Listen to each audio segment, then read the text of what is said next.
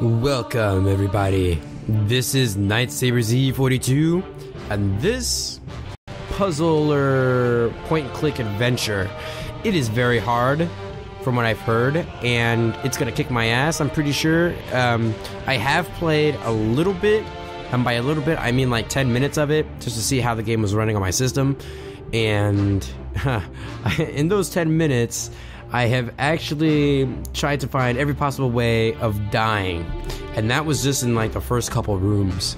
So yeah, there's gonna be a lot of deaths for sure. Epic music already, awesome artwork, long ass cape. I don't know, that wind must be very heavy to keep it all billowing in the wind, and it's very long.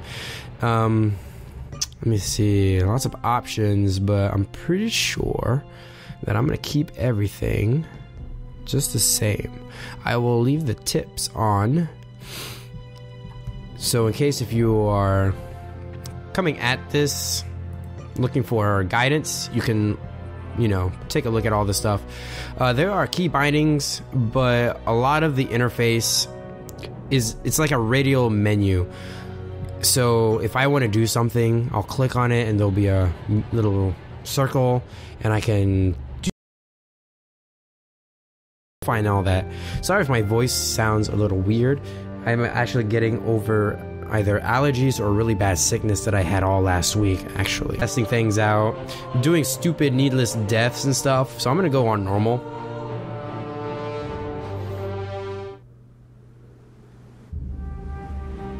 A hero's journey?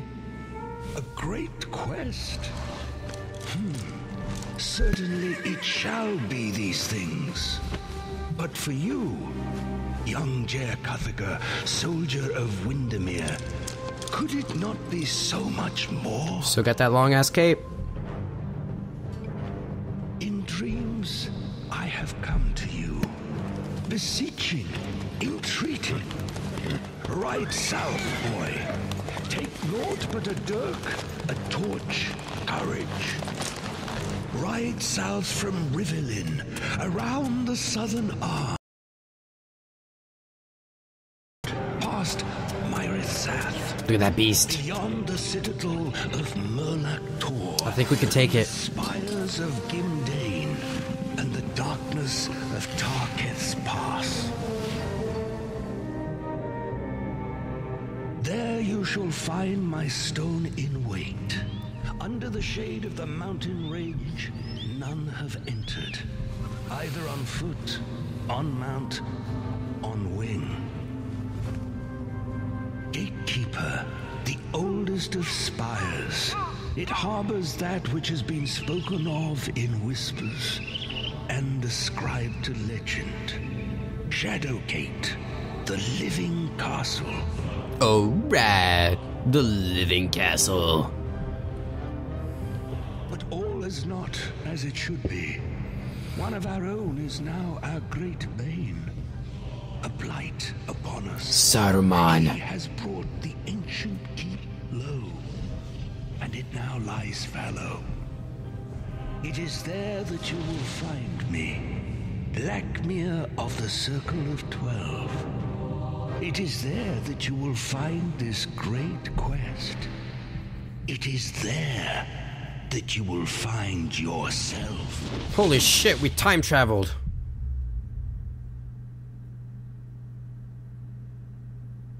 Yeah, I'm just kidding. I actually don't know much about the story, but I love the art. Oh my gosh.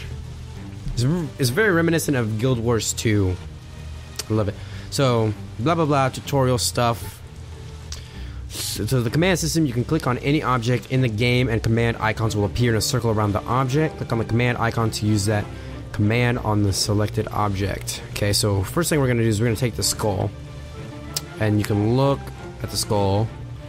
You can take the skull and you can do other things. Let's talk to the skull, because, you know, that's always a good thing.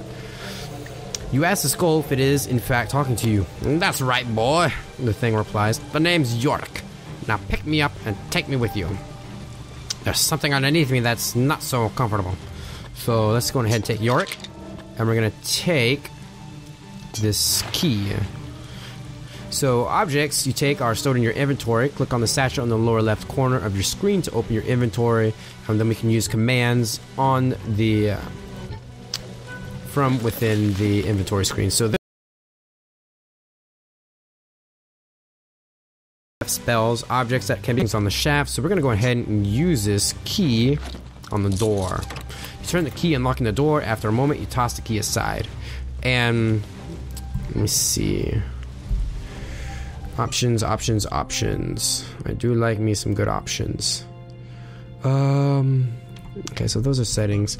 For key bindings, actually, I do need to look up quick save is F5. I'm going to be using like a quick save every time I enter a freaking room.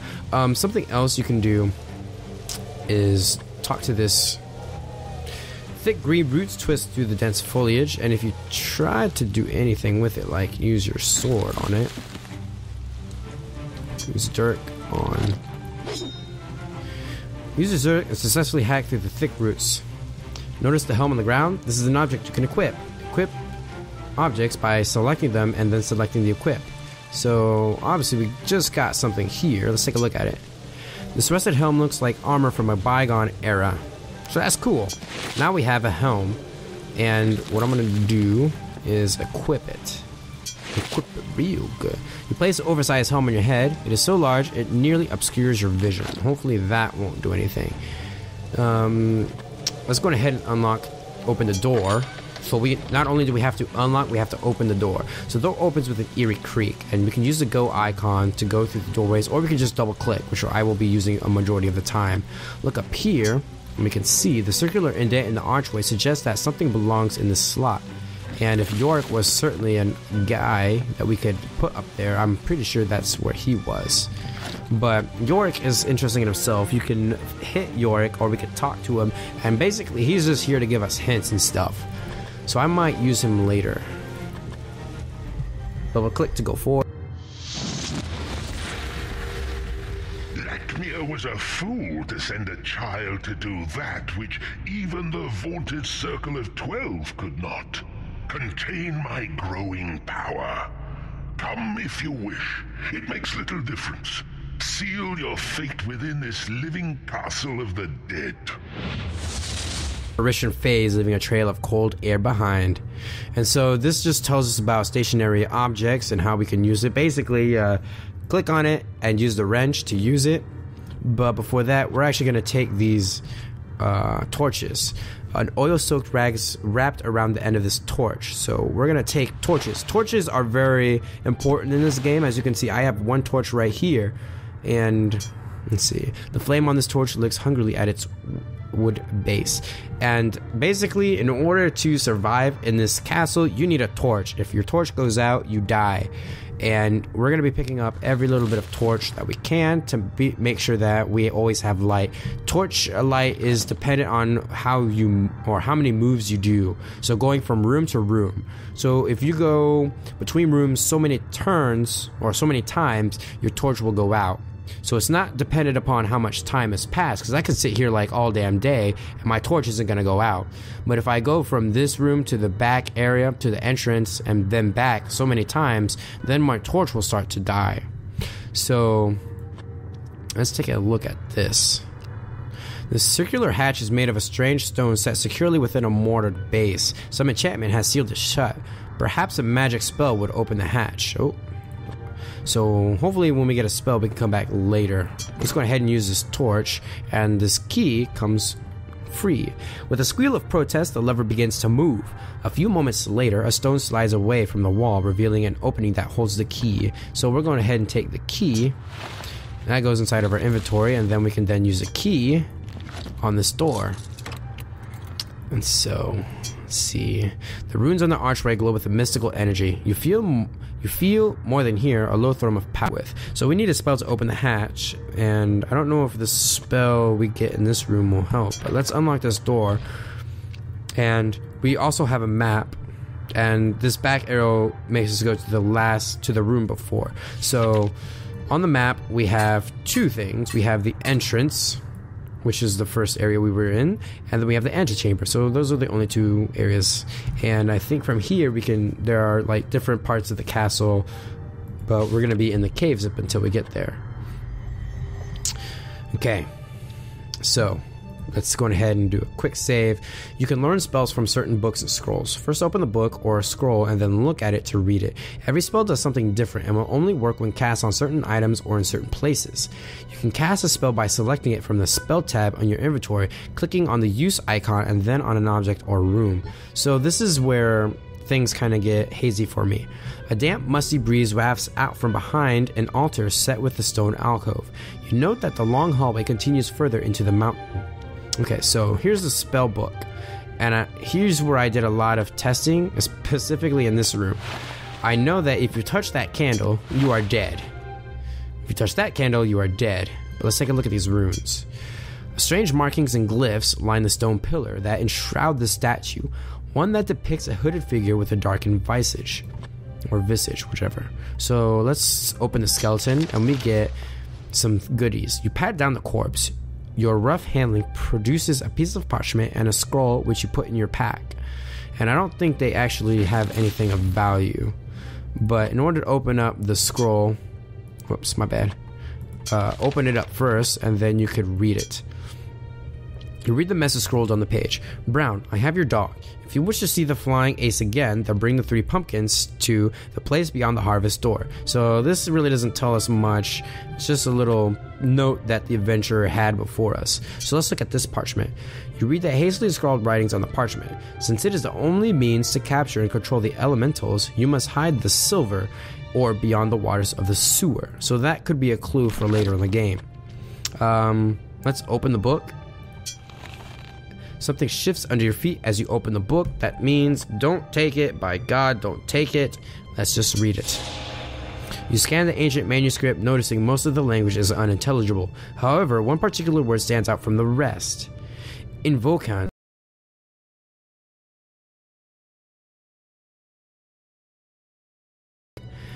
You have learned a spell. So that's how you learn spells. And that is the only spell that I've actually been able to find. There's another parchment here, so we're going ahead and take that. And let's take a look at it real quick. Carefully open the scroll. I seem to remember that the castle was more hospitable once upon a time, York says in indignation. So let's go ahead and look. You read the message scrawled on the scroll. Vandril, this missive is of utmost importance. We must coordinate our efforts. Seek my obelisk in the acolyte den below the sewers. I fear the worst is upon us, but I have plans in motion that may yet avert disaster. It is signed with the name Lakmir, and Lakmir was the wizard guy that we've encountered before. So I'm going to go back real quick because I want to see if the spell works on this. Sweat beads your brow as you concentrate on the glyph and then release a spell. The power of your magic flies about in a spectacular fashion, but does little else. And that will go somewhere. You put your shoulder against the stone and push the rock fractures and crumbles inward, revealing an opening. But I don't want to go there just yet. And as you can see, as we go over, we can see that we can go this way, or we can go this way, or we can go back the way we came. So I'm actually going to go this way. Let's see. The passage continues on deeper into the mountain. You can search and loot various objects in the game by selecting the object and then selecting either open or use. And we've already kind of gone over that when we did it on the corpse. If you want to see which objects in the room are interactable, use the show objects keybind F2 by default. And the objects will pulse. So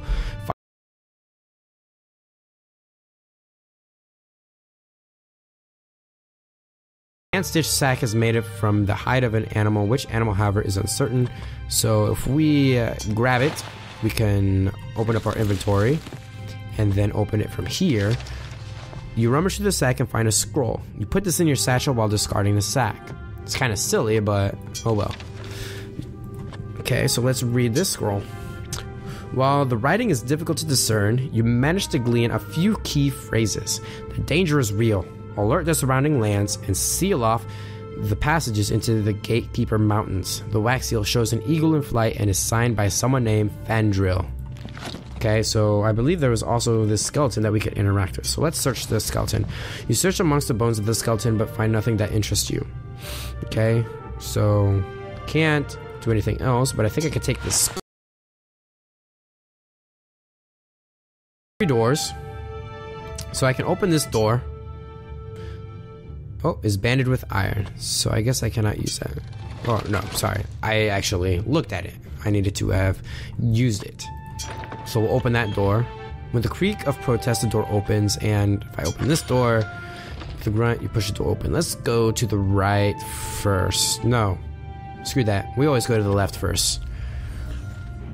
Ooh, look at this. Double tap a command keybind to lock it.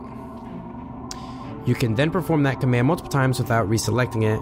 Right click anywhere to deselect a command or object. You can also double click objects, click an object to look at them, or unlock doors to open them, and on open doors to go through them.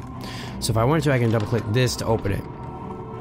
But before I do that, I'm gonna grab this torch, I'm gonna grab this torch, and as you can see, let's see, there's things encased in ice. Let me talk to York real quick, see if he has anything to say. As you begin speaking to York, he interrupts. You better be sure you want my advice before you speak to me again, because I'll be giving hints next. Okay, so does he say the same thing? Brr, a little fire might warm things up a bit in here. You can use your torch on objects to burn or melt them. Big hint. Let's see. A strange entity made entirely of solid ice and cold vapor hovers around the room in front of you. You've heard of a magical orb that can capture creatures like this.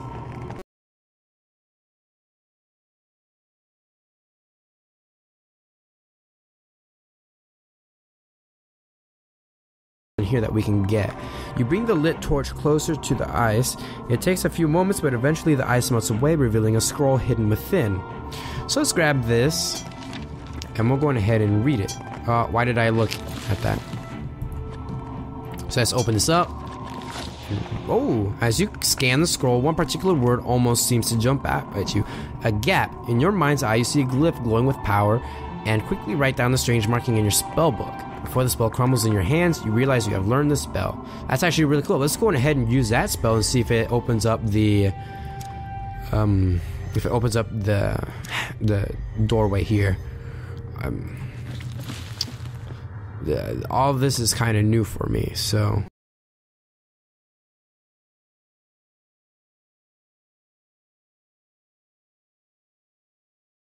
Words of the spell, a strange power flows out, stone lid opens. Awesome. You know what? I'm gonna quick save here. And what I'm gonna do, I'm gonna save this for the next episode because this is all new territory for me. The next episode, we'll go down into the hatch and see if we get to die or if we get to survive and live to see another day. So thank you guys so much for watching. Feel free to leave a